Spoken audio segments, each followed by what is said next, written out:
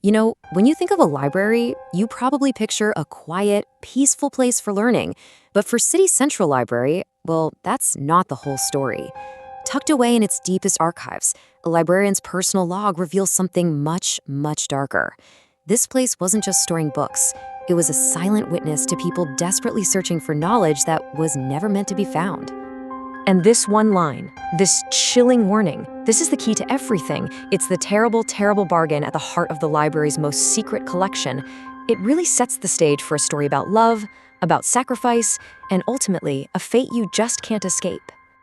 Okay, so our investigation really kicks off with the first person who saw the red flags, the one who was essentially the gatekeeper to all this forbidden knowledge.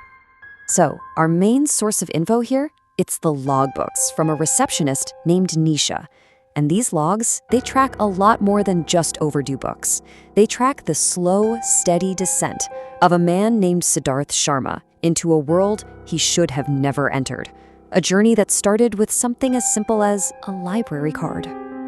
And this is where you really start to feel the sheer desperation. Siddharth wasn't just browsing. No, he was a man on a mission. He kept returning book after book, complaining they weren't potent enough. He was looking for a very specific, and let me tell you, a very dangerous kind of useful. And here's the truly terrifying part. The evil in these books, it doesn't just sit on the page, it radiates. Just by interacting with Siddharth, just by being near his research, Nisha found herself being pulled into the horror story. She started being haunted by a presence she couldn't even see. So what was this book? The one that was finally useful enough for Siddharth?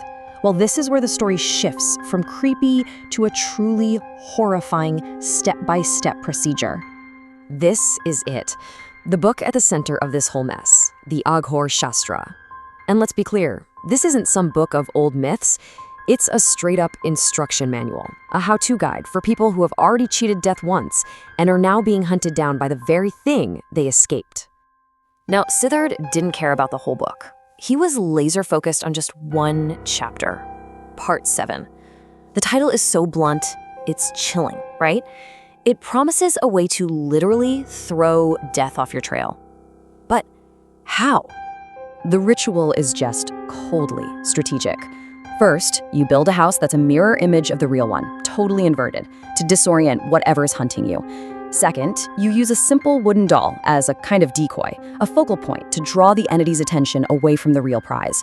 And third, well, the final, horrific step, you find a substitute, a human sacrifice to take your place.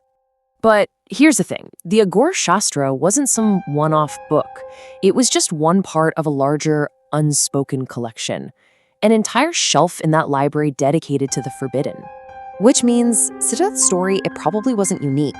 The library's own history hints that other people have walked this exact same path, checking out books that offered impossible promises for an unbearable price. And if we look at the details of the story, we can kind of guess what other titles might have been on that shelf. Something like The Threshold of the 13 Minutes, which sounds like it describes the exact same void that the protagonist Shruti saw. Or maybe Mirrors of the Soul, which could have been the direct inspiration for that whole mirror image house idea. And the dark room. Yeah, that's not a metaphor. It's a real place. A terrifying void of pure blackness that Shruti was in firsthand for the 13 minutes her heart was stopped. It's like a waiting room. And whatever's in there, it really doesn't like it when you get up and leave early. So we know what these books are about. But what actually happens to the people who read them? What's the real cost of knowing all this?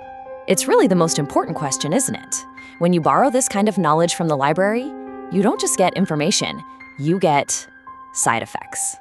And just look at this terrible trade-off. It's so cruel. The goal always comes from a place of desperation, to save someone you love, to escape your fate.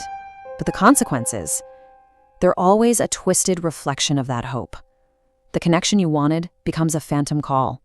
The world you fought to stay in is now haunted by the shadow of the one you left behind. Let's break these down because they're specific. You've got vanishing communications, like the texts Shruti would get from her dead husband only for them to disappear the second she looked. Then there's the shadow of the dark room, this constant paranoia, hearing voices, seeing things out of the corner of your eye. And finally, psychological decay. The entity uses your own guilt against you, twisting it until you're convinced you should finish the job yourself. All of this brings us to the end of the story, and to that final, terrible calculation of what a life is actually worth. So after this chilling confrontation with the entity, Shruti made a choice.